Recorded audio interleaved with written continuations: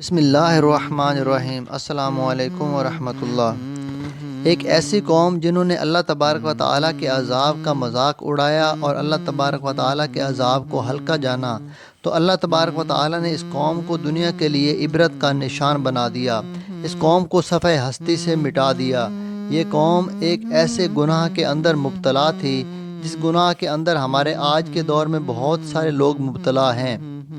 پیارے دوستو، یہ بدبخت قوم کون تھی اور انہوں نے کس طرح اللہ تبارک و تعالیٰ کے عذاب کو ہلکا سمجھا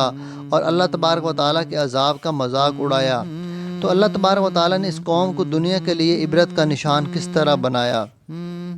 اور اللہ تبارک و تعالیٰ نے اس قوم کو کس طرح صفحہ ہستی سے مٹا دیا؟ روایات میں آتا ہے کہ بنی اسرائیل کے ایک بزرگ تھے جن کا نام حضرت طاموس رحمۃ اللہ تعالی علیہ تھا۔ ایک دفعہ یہ بزرگ اپنی بستی سے باہر تشریف لائے اور سامنے پہاڑ کو دیکھنے لگے۔ اس پہاڑ پر کوئی سبزہ نہ تھا اور یہ منظر دیکھ کر ان کے دل میں خیال پیدا ہوا کہ کتنا ہی اچھا ہوتا اگر اس پہاڑ پر سبزہ ہوتا اور آبشاریں ہوتیں اور مرغزاریں ہوتیں اور خوبصورت منظر ہوتے۔ ابھی یہ بزرگ انہی خیالات کے اندر گم تھے کہ اللہ تبارک و تعالیٰ کی طرف سے ان کے دل میں الہام پیدا کیا گیا کہ اے میرے بندے، تو بندگی سے نکل چکا ہے، اب تجھے میری تخلیق کے اندر کمی اور کوتاہی نظر آتی ہے،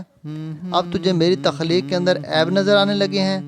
جب یہ الہام ہوا تو وہ بزرگ ایک دم سے گھبرا گئے اور انہوں نے اپنے دل میں ایک نیت کر لی کہ جب تک اللہ تبارک و تعالیٰ کی طرف سے میرے دل میں واضح طور پر یہ بات نہیں آئے گی کہ اللہ تبارک و تعالیٰ نے میری اس کوتاہی کو معاف کر دیا ہے، میں اس وقت تک خود کو سزا دوں گا۔ اللہ تبارک و تعالیٰ کے ولیوں کا یہ ہمیشہ سے طریقہ رہا ہے کہ اگر ان سے کبھی کوئی خطا ہو جاتی تو اپنے آپ کو سزا دیتے ہیں تاکہ اللہ تبارک و تعالیٰ ان کی اس خطا کو معاف فرما دے۔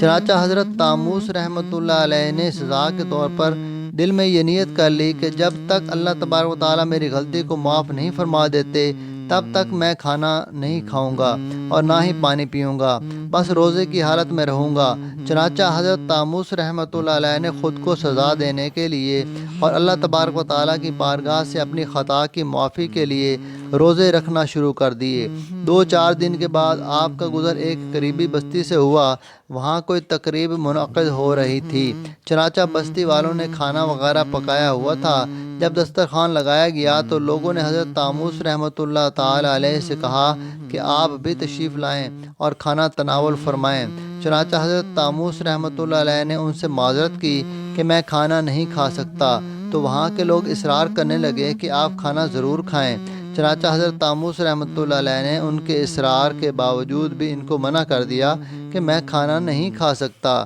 چنانچہ ان کے منع کرنے پر لوگوں نے ان سے پوچھا کہ آخر کیا وجہ ہے کہ آپ کھانا کیوں نہیں کھا رہے؟ تو حضرت طاموس رحمۃ اللہ علیہ نے وجہ بتاتے ہوئے ارشاد فرمایا کہ مجھ سے ایک کوتاہی ہو گئی ہے جس کی وجہ سے میں نے یہ نیت کی ہے کہ جب تک وہ میری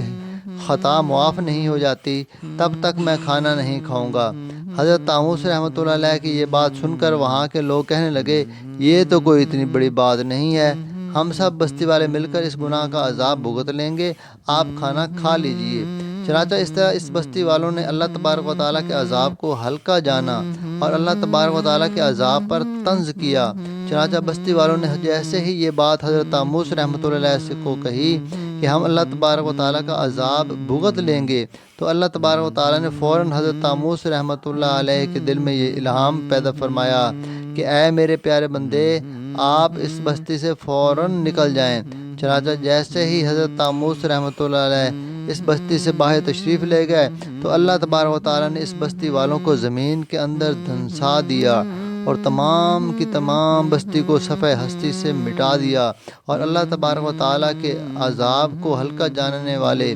اور اللہ تبارک و تعالیٰ کے عذاب کا مذاق اڑانے والے